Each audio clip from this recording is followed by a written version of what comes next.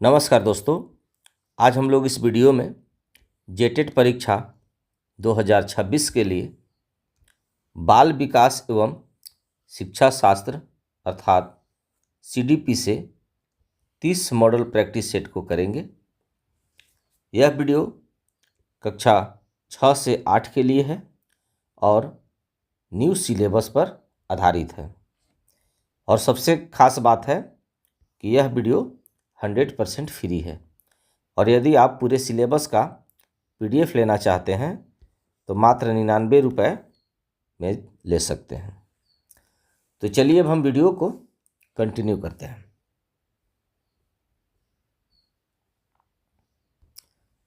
पहला प्रश्न है, विकास की प्रक्रिया एक सातत्य अर्थात कंटिन्यूटी है। यह विचार विकास के किस सिद्धांत से संबंधित है? ऑप्शन है एकीकरण का सिद्धांत, निरंतरता का सिद्धांत, अंतःसंबंध का सिद्धांत या विकास क्रम की एकरूपता। इसका सही आंसर है ऑप्शन बी, निरंतरता का सिद्धांत। प्रश्न 2 है, कोहलबर्ग के अनुसार वह स्तर जिसमें बालक की नैतिकता दंड के भय से नियंत्रित होती है कहलाता है। ऑप्शन है पूर्व पारंपरिक स्तर, पारंपरिक स्तर, उत्तर पारंपरिक स्तर या आत्म स्वीकृत नैतिक सिद्धांत स्तर। इसका सही आंसर है ऑप्शन ए, पूर्व पारंपरिक स्तर।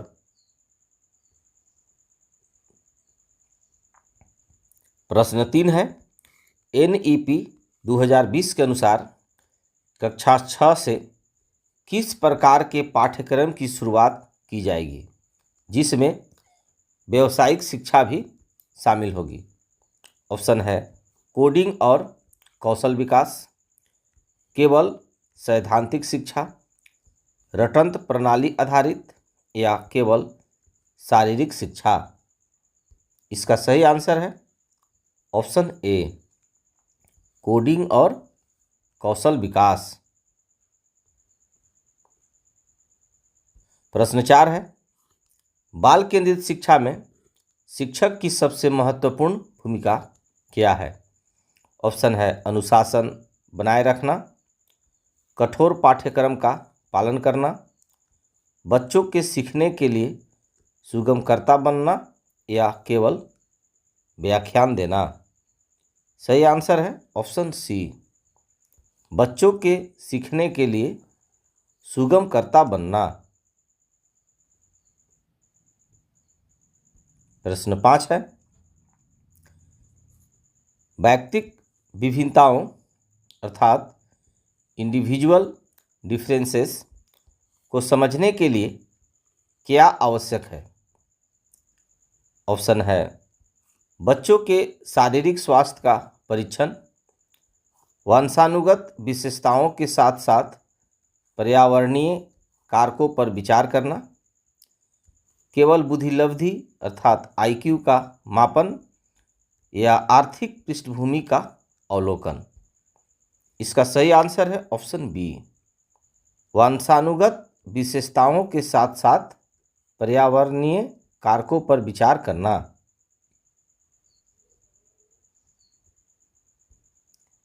प्रश्न 6 है, समावेशी शिक्षा अर्थात इंक्लूसिव एजुकेशन का मुख्य उद्देश्य क्या है? ऑप्शन है विशिष्ट बच्चों के लिए अलग स्कूल, सभी बच्चों को उनकी योग्यताओं के बावजूद एक ही स्कूल में शिक्षित करना, केवल प्रतिभाशाली बच्चों को पढ़ाना। सही आंसर है ऑप्शन बी, बच्चों को उनकी योग्यताओं के बावजूद एक ही स्कूल में शिक्षित करना। प्रश्न 7 है, ब्लूम्स टेक्सोनॉमी के संज्ञानात्मक पक्ष में सबसे उच्च स्तर का सोपान कौन सा है? ऑप्शन है ज्ञान, विश्लेषण, मूल्यांकन या संश्लेषण। सही आंसर है ऑप्शन सी, मूल्यांकन।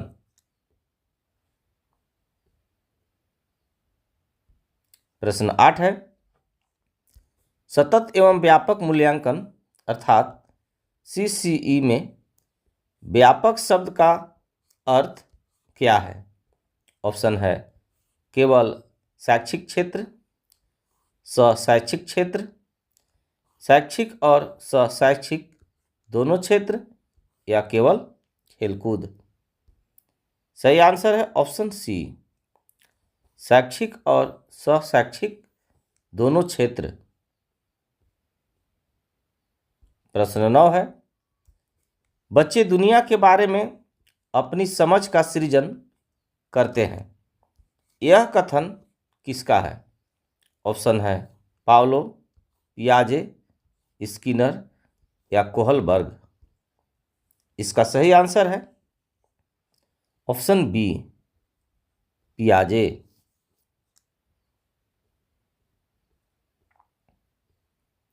प्रश्न 10 है, अभिप्रेरणा अर्थात मोटिवेशन का प्रत्याशा सिद्धांत अर्थात एक्सपेक्टेंसी थ्योरी किसके द्वारा दिया गया है?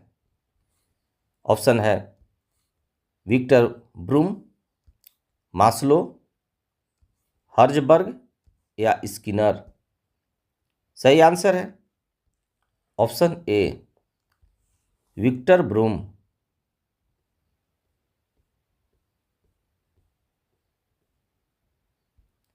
प्रश्न 11 है, शिक्षण अधिगम प्रक्रिया में आईसीटी का उपयोग करने का मुख्य लाभ क्या है?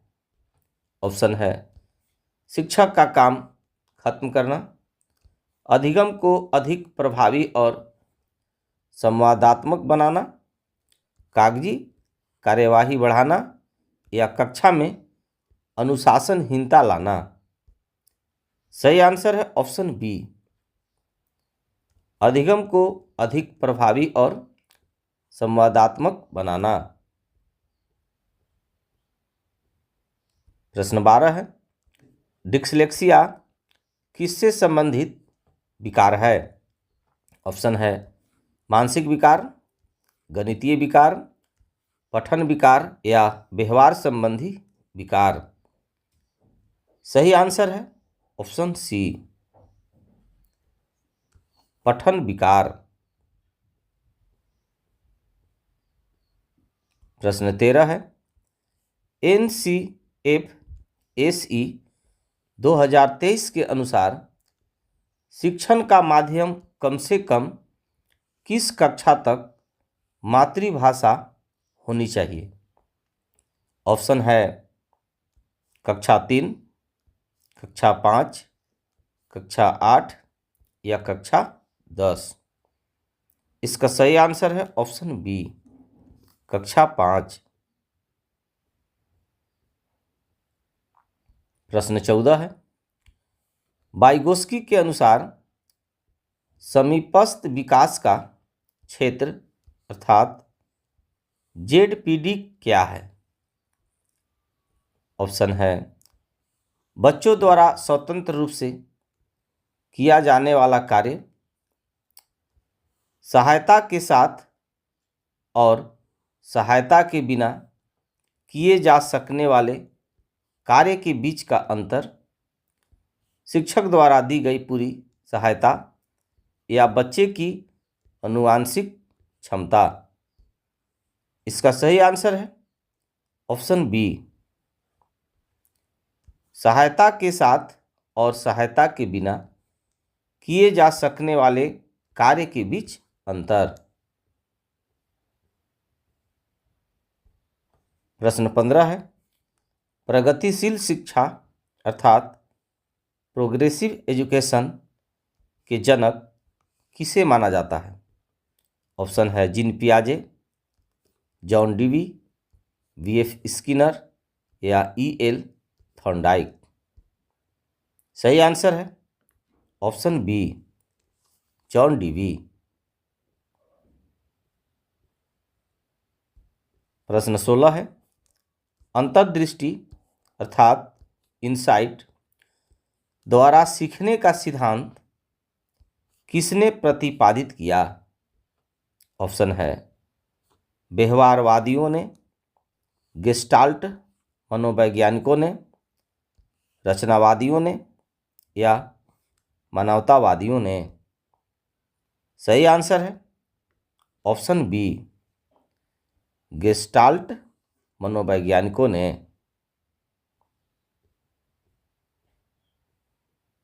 प्रश्न 17 है, शिक्षण की आगमन विधि में हम बढ़ते हैं। ऑप्शन है नियम से उदाहरण की ओर, उदाहरण से नियम की ओर, सूक्ष्म से स्थूल की ओर या अज्ञात से ज्ञात की ओर? इसका सही आंसर है ऑप्शन बी, उदाहरण से नियम की ओर। प्रश्न 18 है, संवेग अर्थात इमोशन और संज्ञान अर्थात कॉग्निशन एक दूसरे से है। ऑप्शन है पूरी तरह अलग, स्वतंत्र, सन्निहित या संबंधित नहीं? सही आंसर है ऑप्शन सी, सन्निहित। प्रश्न 19 है, एक समावेशी कक्षा में शिक्षक को क्या करना चाहिए? ऑप्शन है विश्वास करना चाहिए कि प्रत्येक बच्चे में सीखने की शक्ति है, अशक्त बच्चों के प्रति सहानुभूति दिखानी चाहिए, बच्चों को अपाहिज या मंदबुद्धि कहना चाहिए या केवल प्रतिभाशाली बच्चों पर ध्यान देना चाहिए?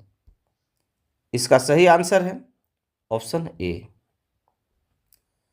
विश्वास करना चाहिए कि प्रत्येक बच्चे में सीखने की शक्ति है।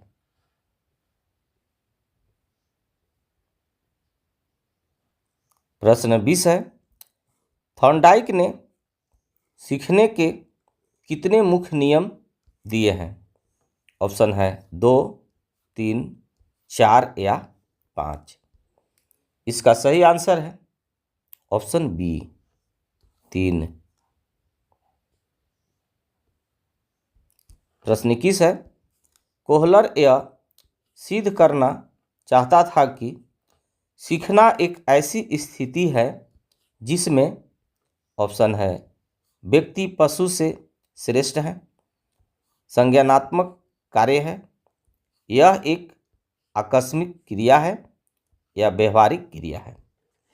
इसका सही आंसर है ऑप्शन बी, संज्ञानात्मक कार्य है।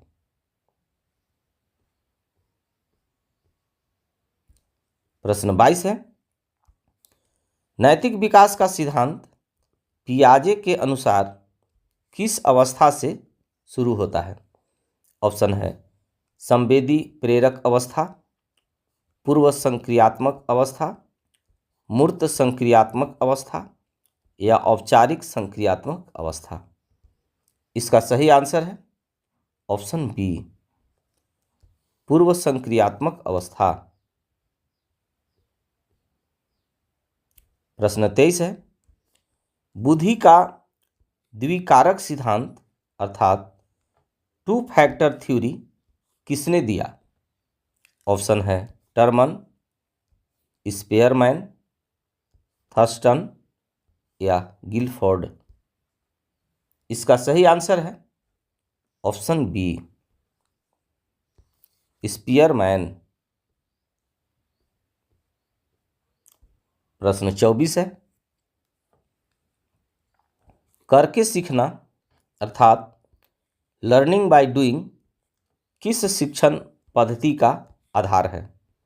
ऑप्शन है व्याख्यान विधि, पाठ्य पुस्तक विधि, परियोजना विधि या रटने की विधि?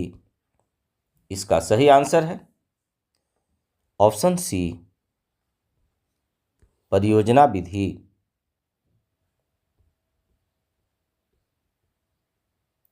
प्रश्न 25 है, डिजिटल शिक्षा शास्त्र में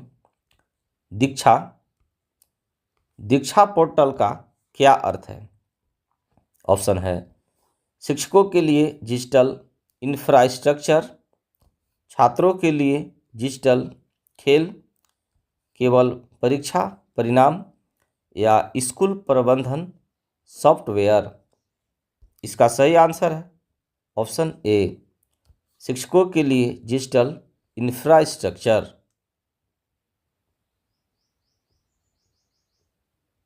प्रश्न 26 है, विशेष आवश्यकता वाले बच्चों अर्थात CWSN के लिए शिक्षा होनी चाहिए। ऑप्शन है अन्य सामान्य बच्चों के साथ, विशेष स्कूलों में विशेष शिक्षकों द्वारा, घर पर माता पिता द्वारा या केवल व्यावसायिक केंद्रों में। इसका सही आंसर है ऑप्शन ए, अन्य समान बच्चों के साथ। प्रश्न 27 है, सृजनात्मकता अर्थात क्रिएटिविटी मुख्य रूप से किससे संबंधित है? ऑप्शन है मॉडलिंग, अनुकरण, अभिसारी चिंतन या अपसारी चिंतन। सही आंसर है ऑप्शन डी, अपसारी चिंतन। प्रश्न 28 है, शिक्षण की खेल विधि अर्थात प्ले वे मेथड किस पर आधारित है? ऑप्शन है शिक्षण के समाजशास्त्रीय सिद्धांत, विकास एवं वृद्धि के मनोवैज्ञानिक सिद्धांत, शिक्षण विधियों के सिद्धांत या शारीरिक शिक्षा कार्यक्रम। सही आंसर है ऑप्शन बी, विकास एवं वृद्धि के मनोवैज्ञानिक सिद्धांत। प्रश्न 29 है, एक बच्चा तर्क करता है, आप मेरे लिए यह करें और मैं आपके लिए वह करूंगा। यह कोहल वर्ग के किस स्तर में है? ऑप्शन है सहायक उद्देश्य, अभिविन्यास, दंड और आज्ञाकारिता, अच्छा लड़का या अच्छी लड़की या सामाजिक अनुबंध। इसका सही आंसर है ऑप्शन ए, सहायक उद्देश्य अभिविन्यास। प्रश्न 30 और इस वीडियो का अंतिम प्रश्न है, NEP 2020 के अनुसार मूल्यांकन का स्वरूप क्या होना चाहिए?